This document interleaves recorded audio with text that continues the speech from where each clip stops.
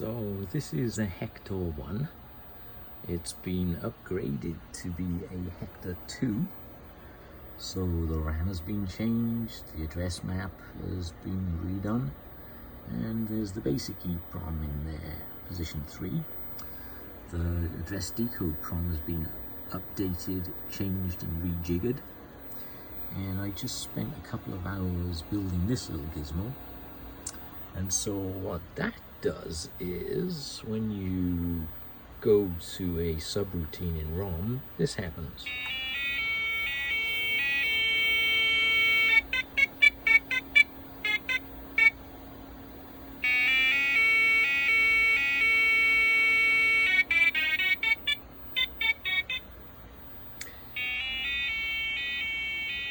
Not the most exciting thing in the world, but I thought it was cool.